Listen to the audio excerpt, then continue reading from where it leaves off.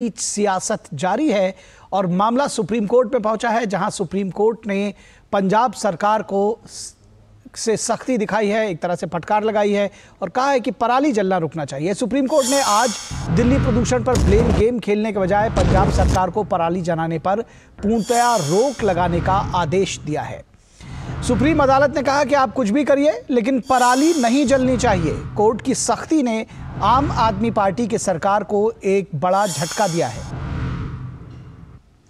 इन दिनों दिल्ली में लोग जहरीली हवा का सामना कर रहे हैं। दिल्ली में आम आदमी पार्टी के नेता प्रदूषण के लिए पड़ोसी राज्यों को जिम्मेदार ठहरा रहे हैं, तो अदालत ने कहा कि ब्लेम गेम खेलना बंद करिए। वहीं पड़ोसी राज्य पंजाब में पराली जलाने की घटनाएं रुक नहीं रही हैं। इस साल पंजाब में पराली जलाने की घटनाओं ने 20,000 का आंकड़ा पार कर लिया है। दिल्ली में वायु गुणवत्ता सूचकांक यानी AQI लगातार गंभीर बना हुआ है। कल शाम तक AQI 423 जो कि गंभीर था दर्ज किया गया। प्रयास के नाम पर आम लोग सफर कर रहे हैं, लेकिन दिल्ली सरकार का समाधान ऑड इवन पर खत्म हो जाता है, लेकिन सियासत हावी है, क्योंकि हर बार ऑड इवन, और आज अदालत ने भी पूछा कि इस ऑड इवन से आखिर फायदा क्या हुआ है पिछली बार, इसके भी डेटा लेकर आइए। ईडी के एक समन को केजरीवाल ठुकरा चुके हैं। अब कहा जा रहा है कि केजरीवाल जेल से सरकार चलाएंगे। आम आदमी पार्टी के विधायकों की मीटिंग में यह तय हुआ है कि अगर शराब घोटाले में मुख्यमंत्री अरविंद केजरीवाल को गिरफ्तार किया गया तो वे जेल से सरकार चलाएंगे। ये शायद पहली बार ऐसा होगा। आम आदमी पार्टी के नेता सौरभ भारद्वाज ने कहा है कि गिरफ्तारी की स्थिति में कैबिनेट की बैठक जेल में हुआ करेगी और अफसर जेल में ही बुलाए जाएंगे। तो क्या अभूतपूर्व स्थिति होगी, यह भी समझने की जरूरत है। हालांकि आम आदमी पार्टी के 2 मंत्रियों ने जेल जाने के बावजूद लंबे समय तक त्यागपत्र नहीं दिया था, आपको यह भी याद होगा। विपक्ष का आरोप है कि केजरीवाल लोगों के बीच परसेप्शन बना रहे हैं और अपने आप को बेदाग बता रहे हैं, लेकिन सांच को आंच कैसी अगर वे बेदाग हैं तो डर किस बात का। और इस पूरे विषय पर बीजेपी के नेता प्रवेश वर्मा सांसद हैं, क्या कुछ कह रहे हैं वो, आइए सुनते हैं। कि वो लोग हैं जब ये सत्ता में आए थे तो ये कहकर आए थे कि हम पूरी राजनीति को बदल देंगे, हम जो है ईमानदारी का चेहरा ओढ़कर आए थे, और आज सारा ही मंत्रिमंडल पूरा तिहाड़ जेल में बैठा है। तो ये इस बात को इसलिए कह रहे हैं क्योंकि इनको मालूम है कि अरविंद केजरीवाल भी पूरे घोटाले में शामिल है और उसका भी जेल जाना तय है। इसको और भी जो इनके मंत्री हैं, अगर कोई आतिशी है, कोई सौरभ भारद्वाज है, राघव चड्ढा है, अगर इन्होंने भी अगर कोई उसमें घोटाले में शामिल हुए होंगे तो ये भी जाएंगे। तो और संदीप पाठक आम आदमी पार्टी के नेता, वो क्या कह रहे हैं, आइए उनको सुनते हैं। मीटिंग में सभी विधायकों ने सिर्फ एक ही मांग रखी केजरीवाल जी से कि आप जो मर्जी हो जाए, आप रिजाइन मत करना। सारे विधायकों का यही मानना था कि रिजाइन किसी भी परिस्थिति में करना ही नहीं है। सारे लोगों का यह भी मानना था कि अगर केजरीवाल जी को वो जेल में लेकर भी जाते हैं, खुदा न खास्ता, जो कि ऐसा लग रहा है जिस तरीके से इनके षड्यंत्र चल रहे हैं, अगर केजरीवाल जी को जेल में डालते भी हैं तो सरकार आप जेल से चला लेना, केजरीवाल जी सरकार आप जेल से चला लेना, लेकिन आप रिजाइन मत करना। तो केजरीवाल जी सरकार आप जेल से चला लेना लेकिन रिजाइन मत करना। इस विषय पर भी, इस पूरे मुद्दे पर बातचीत करेंगे। हमारे साथ 3 खास मेहमान भी जुड़ेंगे, लेकिन इससे पहले कि हम मेहमानों से जुड़ें और इस चर्चा की शुरुआत करें, आपको लिए चलेंगे राजस्थान के मकराना, जहां बीजेपी के नेता अमित शाह एक जनसभा को संबोधित कर रहे हैं। और मोदी जी ने चुपचाप इसका भूमि पूजन कर दिया और 22 जनवरी 2024 को वहां प्रभु श्री राम 550 साल के बाद भव्य मंदिर में विराजेंगे।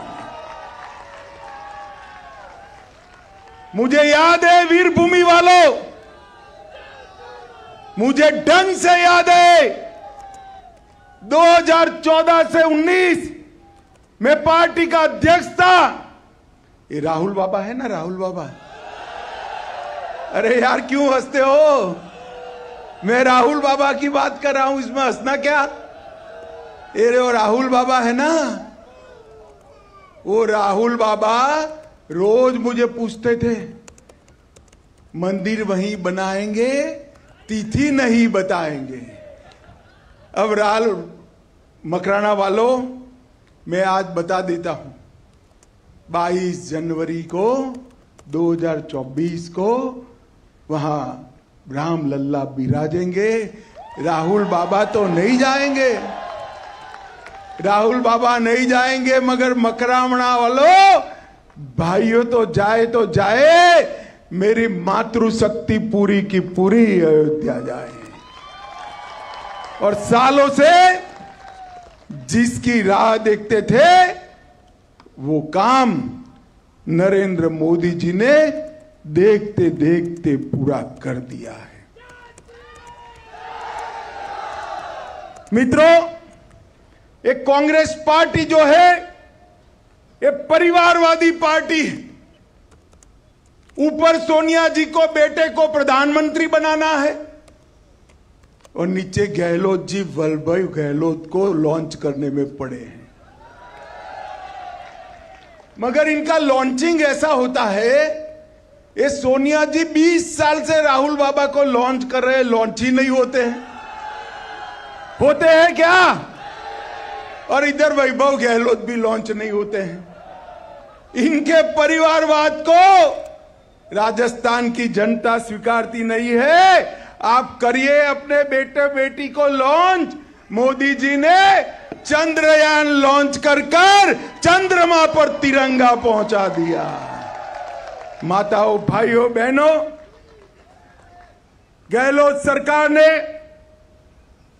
ये 5 साल के अंदर भ्रष्टाचार की सारी सीमाएं लांघ दी है। भ्रष्टाचार तो मैं बाद में आता हूं, मगर पेपर लीक के जो मामले आए हैं ना, पेपर लीक के मामले ऐसे देश भर में कहीं नहीं आए। 4 साल के अंदर 14 अलग अलग परीक्षाओं में पेपर लीक कराकर अपने चट्टे बट्टे को नौकरियां देकर राजस्थान के युवा के साथ दगा करने का काम ये अशोक गहलोत ने किया है। 40 लाख राजस्थान के युवाओं का भविष्य चौपट करने का काम किया है और वो आराम से घूम रहे हैं। हम पकड़ लेंगे, कहां पकड़ोगे भाई? किसको पकड़ा? किसी को नहीं पकड़ा है। गहलोत साहब, हाई कोर्ट की भर्ती में पेपर लीक हुआ, एलडीसी की कांस्टेबल भर्ती में पेपर लीक, आप भी साथ में बोलिए, एसआई की भर्ती में, चिकित्सा अधिकारी की भर्ती में, सीएचओ 2022 पेपर, लाइब्रेरियन भर्ती paper, JEN civil degree paper, RWT level 2 paper, वन रक्षक भर्ती पेपर, बिजली विभाग में तकनीकी हेल्पर पेपर, द्वितीय श्रेणी शिक्षक भर्ती पेपर।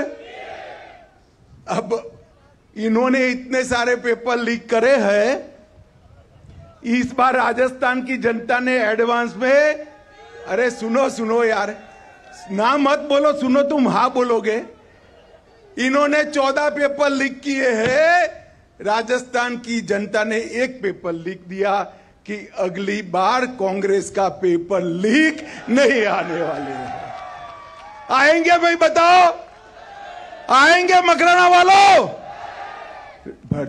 गहलोत साहब, जरा भी शर्म बची है? तो आप देख रहे थे मकराना से, राजस्थान से सीधा प्रसारण, जहां बीजेपी के नेता और केंद्रीय गृह मंत्री अमित शाह जनसभा को संबोधित कर रहे थे। बीजेपी की तरफ से वो जनता के सामने अपना पक्ष रख रहे थे। फिलहाल हम जो चर्चा कर रहे थे इस खबर पर जाने से पहले, वो बात हो रही थी दिल्ली की सियासत की, और उस सियासत में दमघोंटू हवा के बीच में किस तरह से सुप्रीम कोर्ट ने नाराजगी जताई है, पराली को लेकर के सख्ती जताई है और कहा है कि पंजाब में जो ये पराली जल रही है वो उस पर रोक हर कीमत पर लगनी चाहिए। और साथ ही साथ एक और विषय है, यानी कि जेल से अब अरविंद केजरीवाल सरकार चलाएंगे, ये कह रहे हैं आम आदमी पार्टी के नेता और उनके वर्कर्स। तो ये कौन सी सियासत है, इसको भी समझने की कोशिश करेंगे। हमारे साथ 3 खास मेहमान जुड़े हुए हैं इस पूरे विषय पर बातचीत करने के लिए। हमारे साथ बीजेपी की प्रवक्ता अनुजा कपूर जुड़ी हुई हैं। अनुजा जी, बहुत स्वागत है आपका। परविंदर सेठी, जो कि पॉलिटिकल एनालिस्ट है, राजनीतिक विश्लेषण है। परविंदर जी, बहुत स्वागत है आपका। और विनोद मिश्रा, हमारे कंसल्टिंग एडिटर। विनोद जी, आपका भी स्वागत है। विनोद जी, सबसे पहले आपके साथ शुरुआत करेंगे और ये समझना चाहेंगे कि आखिर कैसे विश्लेषण करेंगे इस पूरी सियासत का, कैसे समझाएंगे कि ये जेल से सरकार चलाना किस तरह की सियासत है? निखिल, मैं आपके रिपोर्ट से आता हूं कि आज जो दिल्ली में देखिए कि हालत क्या है। इस दमघोटू हवा के बीच जो आप अपनी रिपोर्ट में बता रहे थे, लाखों बच्चे स्कूल से जाने के बजाय अपने घर में बंद हैं। हजारों ऐसे बुजुर्ग होंगे जो घर से बाहर निकल नहीं रहे हैं पिछले 4-5 दिनों से। सरकारी कर्मचारियों को जो एक तरह से आपने ये किया है 50-50 का, तो उस तरह से लोगों का कामकाज प्रभावित हो रहा है। कल दिवाली के बाद आप ओड इवेंट भी लागू करने जा रहे हैं, तो आप सोचिए कि ये पूरा का जो रोजगार, लोगों की रोजी रोटी, रोजों की कमाई, ये सब कुछ एक तरह से दमघोटू हवा के बीच में ये सारे आम जनता है। लेकिन सरकार जिनकी जिम्मेदारी है वो किस तरह से इसमें ब्लेम गेम की बात कर रही है। जब कभी भी आप इस तरह की बात होती है, पराली की बात के सामने में लाया जाता है, तो वो एक तरह से ब्लेम गेम होता है कि पंजाब तो बहुत दूर है, उसके नज़दीक के जो जिला, जो डिस्ट्रिक्ट हैं, यूपी के हों, हरियाणा के हों, उनसे प्रभावित है। तो आप जब समस्या से भागते हैं, इसका आपने ही एक सबूत दिया है। जब आप दिल्ली में सरकार में, पंजाब में आपकी सरकार नहीं थी, तो आप कह रहे थे कि सब कुछ पराली पंजाब का ये हवा है, हमारी सरकार बनेगी तो हम 6 महीने का अंदर में हम ये दिल्ली की वायु प्रदूषण की समस्या का ख़त्म कर देंगे। और जब आप सरकार में आए, उसके बाद आपने 6 महीने 1 साल बनाया, और उस 1 साल के बाद में आपने एक दवा का और एक केमिकल्स का आपने आविष्कार किया था, जिसको आपने कहा ये डिकम्पोजर है, जैसे ही पराली पे डालोगे वो गल जाएगा और ख़त्म हो जाएगा। चुटकी भर में आपने उसको कहा कि ये निदान हमको मिल गया है दिल्ली के प्रदूषण का। लाखों करोड़ों रुपया आपने एडवर्टीजमेंट पर खर्चा किया। तो आज सुप्रीम कोर्ट ने वही बात कांग्रेस केजरीवाल को याद दिलाई है कि आपका वो डिकम्पोजर जो था वो कहाँ गया। वो जो आविष्कार आपका सामने में आया था उसको थोड़ा सा और आगे बढ़ाइए। लेकिन सुप्रीम कोर्ट ने आज जो सख्ती दिखाई है ये बहुत कमाल की चीज़ है। तो सुप्रीम कोर्ट ने एक साफ लफ्जों में कहा है दिल्ली सरकार को कि आप इसमें ब्लेम गेम मत कीजिए। पंजाब में किसी भी सूरत में पराली नहीं जलनी चाहिए, ये आपका काम है, आप इसकी व्यवस्था करेंगे। नहीं, अगर ऐसी व्यवस्था होती है तो अगली सुनवाई में हम कोई आदेश देंगे। तो जाहिर सी बात है कि सुप्रीम कोर्ट ने इस समस्या को एक समझने की और इस समस्या के जड़ में जाने की बात कही है, और वो ब्लेम गेम के बजाय में सीधे कहा है कि जो पराली का मामला है, जो आप पिछले दिनों में आप देख रहे हैं, जो डेटा आ रहे हैं, पंजाब गवर्नमेंट कह रहा है कि हमारे पास कोई ऐसा वहाँ के ग्राउंड रिपोर्ट नहीं है, डेटा नहीं है, लेकिन सैटेलाइट का जो है उसके हम हिसाब से कह सकते हैं कि इस साल कम से कम 20,000 से ज़्यादा पराली जलाने की घटना हुई है। पिछले 1 हफ्ते में 2,000-3,000 से ज़्यादा ये घटनाएं लगातार बढ़ रही है। और आप कह सकते हैं कि इस फसल में अभी 25% फसल बाकी है, और किसानों ने तय कर लिया हुआ है कि उनके पास में जलाने के अलावा कोई ऑप्शन नहीं है। तो आने वाले टाइम में दिल्ली कितना भयंकर हो सकता है। जी, निश्चित तौर पर दिल्ली के लिए ये जो मुश्किल है उसको सबसे खास बात है कि कम से कम सुप्रीम कोर्ट ने समझा है और सीधे शब्दों में बिना लाग लपेट के आम आदमी पार्टी की पंजाब सरकार को भी आड़े हाथों लिया। हमारे साथ में परविंदर सेठी जी जुड़े हुए हैं। क्या परविंदर जी हमारे साथ जुड़े हुए हैं? जी, परविंदर सेठी जी।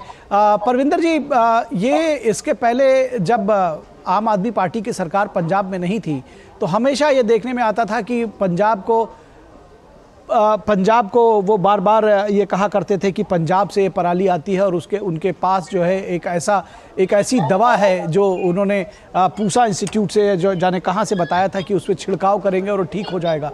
और अब जब उन करके दिखाने की बारी आई तो उन्होंने फिर से ब्लेम गेम करना शुरू कर दिया। सुप्रीम कोर्ट ने सख्ती दिखाई है।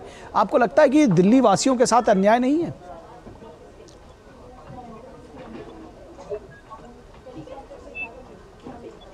हेलो जी, जी, आवाज आ रही है आपको? जी परविंदर जी, बिल्कुल। जी जी, मैं हाँ जी जी, आपने मेरा सवाल सुना? मैं ये कहना चाहता हूँ कि जो ये हाँ, मैं आपने पंजाब के बारे में बात करी, सुप्रीम कोर्ट के फैसले के बारे में क्लियर नहीं, लेकिन मैं ये बहुत ही सेंसिटिव जो लोगों के स्वास्थ्य के जो खिलवाड़ है किसी भी राजनीतिक पार्टी को करना नहीं चाहिए। लेकिन पराली एक फैक्टर हो सकता है, लेकिन उसके यहाँ पे दिल्ली के अंदर पॉल्यूशन है, इंडस्ट्रियल पॉल्यूशन है, जो आसपास जो हरियाणा है, यूपी है, राजस्थान है, वहाँ हरियाणा के अंदर 2000 ईंटों के भट्टे हैं, वहाँ पे 3000 कारखाने हैं, वहाँ डीजल की बसें, कमर्शियल व्हीकल का जो काला धुआं है, वो भी फैक्टर्स है। हमें सभी फैक्टर्स के ऊपर काम करने की आवश्यकता है, चाहे राज्य सरकार हो चाहे सेंट्रल सरकार हो, सबके कलेक्टिव। चलिए एक बार कोशिश करेंगे उनसे, हमारा संपर्क टूट गया। दरअसल इसी बात को सुप्रीम कोर्ट ने भी कहा और यही बात बार बार कही जा रही है कि जैसे ही ये सवाल किया जाता है किसी भी। जी आप हमें सुन पा रहे हैं परविंदर जी? यहाँ पे जी, चलिए परविंदर जी से थोड़ी देर में जुड़ेंगे। लेकिन जो बात मैं कह रहा था कि दरअसल जो बात सुप्रीम कोर्ट भी कह रहा है और जो बात बार बार उठाई जा रही है, मैं आऊँगा अनुजा कपूर जी के पास कि अनुजा जी, जो बात बार बार कही जा रही है कि आम आदमी पार्टी हर बात पर, चाहे उनका कोई समर्थक ही क्यों ना हो, वो तुरंत हरियाणा, राजस्थान, उत्तर प्रदेश यहाँ की बात करते हैं और कहते हैं कि इसको एक समग्र तरीके से देखने की ज़रूरत है। देखने की ज़रूरत तो है, लेकिन बार बार इसमें पॉलिटिक्स की बात वही करते हैं। आपको लगता है कि इस तरह से जो ये पूरा मामला है, इसको सुलझाने के लिए एक दृढ़ राजनीतिक इच्छा शक्ति की भी जरूरत है और सचमुच उस पर मिलकर काम करने की जरूरत है? निखिल भाई, अगर मैं आपको ये बात बताऊं कि जहां पे दृढ़ विल ऑफ द पॉलिटिकल की बात करते हैं, इशू की बात करते हैं, तो वो ऑलरेडी अगर हम देखें तो दिल्ली में सेंटर ने करके दिखाया है। इलेक्ट्रिक बसेस 400 किसने दी? मोदी जी ने दी। आप अगर इको पार्क देखेंगे, आप 12 डाइवर्सिटी पार्क्स देखेंगे, आप बात कीजिए, अभी रिसेंटली मोदी जी ने ₹333 करोड़ रुपया अलॉट किया है। पंजाब को उसके अंदर दिया है। पुराने टाइम पर भी ₹2476 करोड़ रुपया दिया था टोटल, जिसके अंदर 1147 करोड़ पंजाब के अकेले के पास था और कुछ 500 के करीब यूपी या 600 के करीब हरियाणा के पास था। आप देखिए, पंजाब के पास इतना पैसा होने के बावजूद इन्होंने, जो मोदी जी ने 1.25 लाख मशीनें भी दी थी, वो तक अनयूज्ड है सर। आप इस बात का हैरान होगे देखकर कि किस तरीके का ये अरविंद केजरीवाल की सरकार है सर। ये सिर्फ और सिर्फ दोगलेबाजी करने के लिए आते हैं। स्मॉग टावर 3 लगाए हैं जी। कितनी बात करी थी इन्होंने? 20 करोड़ एक के ऊपर लगाया इन्होंने। आज फिल्टर चेंज करना है, चले जाते थे डीपीसीसी के पास कि आज फिल्टर चेंज करना है, पैसा दो पैसा दो। सर हर समय पैसे की बात, काम निठल्ला। और कितनी बड़ी बात है कि आज ये जवाब नहीं दे सकते कि जब 2018 से 2021 के बीच में इनको ₹1147 करोड़ पंजाब को मिला, उन्होंने कहा जी हमने 935 करोड़ यूज कर लिया। ठीक है, आपने कर लिया। 212 करोड़ सर, 200 करोड़ कहां गया? इन्होंने, उसका जवाब इनके पास नहीं है। ये जो अनयूज्ड मशीनें इनके पास पड़ी हैं, उसका ये क्या कर रहे हैं? दूसरा, क्या आप लोगों ने कहीं पर भी जिस तरीके से पीएमओ ने सबकी मीटिंग्स ली थी, पंजाब, हरियाणा, राजस्थान ने, क्या जो एक कंपनसेशन की तरह आप लोगों ने, इंसेंटिव की तरह कहीं पर कुछ दे रहे हैं? सर हरियाणा जो है 4000 रुपया दे रहा है इंसेंटिव पर एकड़ पर, 4000, और यूपी दे रहा है 2500 जी हर एक एकड़ पर। और चलान कितने हुए हैं? आप इनसे पूछे पंजाब से कितने चलान करे इन्होंने। सर नासा फेल कर रहे हैं, ये नासा बता रहा है इनको कि किस तरीके से इन लोगों के कांड है सर, कि नजर आता है जमीन पर। आप बात कीजिए चलान, 996 चलान तो हरियाणा ने करे हैं। इसका मतलब वो एक्टिव है ना ग्राउंड पर, क्योंकि सर दोनों के जो सीएम है, योगी जी और खट्टर जी, दोनों जमीन पर हैं, अपने देश में, अपने प्रदेश में हैं और वहां पर बैठकर काम कर रहे हैं। अरविंद केजरीवाल के तो जो टाइम ही नहीं मिल रहा। ठीक है अनुजा जी, यहाँ से ठीक है अनुजा जी, एक विषय और भी है विनोद जी, थोड़ी देर में परविंदर जी का अगर नेटवर्क ठीक हो जाता है तो उनको भी जोड़ने की कोशिश करेंगे। एक विषय और भी है, जो आजकल दिल्ली में एक नई तरह की सियासत है कि जेल से चलाएंगे सरकार। ये किस तरह का, क्या आम जनता ने उनको जेल से सरकार चलाने के लिए चुना था? और ये डर कहां से? निखिल, देखिए, बहुत टेक्निकल चीज़ है। जेल से सरकार चलाने के बाद जब आम आदमी पार्टी की कल मीटिंग हुई थी, देखिए ये अफसोस की बात है कि दिल्ली में लाखों लोग इस जहरीली गैस से और दमघोटू हवा से परेशान हैं, लेकिन आम आदमी पार्टी के जो विधायक हैं उनकी जो बैठक होती है तो उसमें ये तय होता है, सर्वसम्मति से ये तय हुआ है कि जिसमें कि सिर्फ ये बात कही गई कि केजरीवाल को किसी भी हालत में त्यागपत्र नहीं देना है, रिजाइन नहीं करना है। अगर उनकी गिरफ्तारी होती है तो जेल से सरकार चलाएंगे, जेल में उनकी कैबिनेट होगी, जेल में ही अफसर जाएंगे। तो ये परसेप्शन की जो सियासत है उसमें उनको ये पता है कि अब ये आपको थोड़ा सा मैं बैकग्राउंड बताऊं, इस देश में पहला एक मुख्यमंत्री जयललिता है जो मुख्यमंत्री होते हुए भी वो जेल में थी, लेकिन वो मुख्यमंत्री पद से रिजाइन नहीं किया था। तो इनको पता है कि ये बात उनके कानूनी एक तरह से उनको हथियार है उनके पास में, जो ये कह सकते हैं कि जब तक आरोप सिद्ध नहीं होता है तब तक वो आरोपी नहीं है। तो इस हालत में इनके दो मंत्री, एक तो सत्येंद्र जैन सालों तक लगभग वो मंत्री बने रहे और अपने ही जेल मंत्री जेल में बंद रहे, उसके बाद ये शिक्षा मंत्री थे वो जेल में बंद रहे। तो ये मिला के उनको एक परसेप्शन बनाना है कि ईडी के एक सम्मन को उन्होंने एक तरह से अवॉइड किया है। उसके बाद में जवाब देते हुए ईडी के उस सम्मन में उन्होंने उसको टेक्निकल पॉइंट उठाया, तो आपने किसको ये सम्मन किया है, आपने कन्वेनर को किया है या चीफ मिनिस्टर को किया है। तो केजरीवाल इस चीज के लिए मशहूर रहे हैं, वो बातों का खाते हैं और बातों में इस तरह से फिर दिल्ली वाले को इस तरह से इम्प्रेस करना चाहते हैं कि देखो जी मैं तो निर्दोष हूं, लेकिन हमको ये सरकार जो है बीजेपी की सरकार वो अपने जांच एजेंसियों से जेल में डालने जा रही है। अब सवाल ये है कि अगर केजरीवाल इतने बेदाग है, देखिए मोरल की बात होती है कि जब चारा घोटाले में लालू यादव चीफ मिनिस्टर थे तो उन्होंने उन पे जैसे ही वो चार्ज फ्रेम हुआ लालू यादव को रिजाइन करना पड़ा, और यही नीतीश कुमार है जो उनके रिजर्वेशन की मांग की थी और लालू यादव को रिजाइन करना पड़ा था और अपने पत्नी को राबड़ी देवी को मुख्यमंत्री बनाया था। तो इस तरह की घटनाएं देश में हुई है और इस तरह की घटनाएं जब चीफ मिनिस्टर पे आरोप लगते हैं तो मोरल के ग्राउंड पे कई चीफ मिनिस्टर ने इस तरह से रिजाइन किया है। आप उमा भारती को देख सकते हैं कि चीफ मिनिस्टर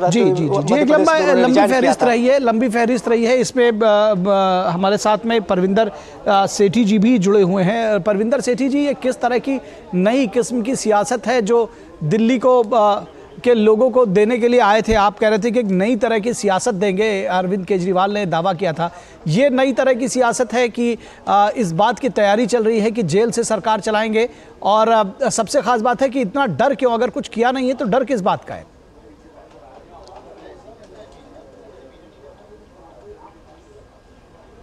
परविंदर जी, आपको मेरी आवाज मिल रही है?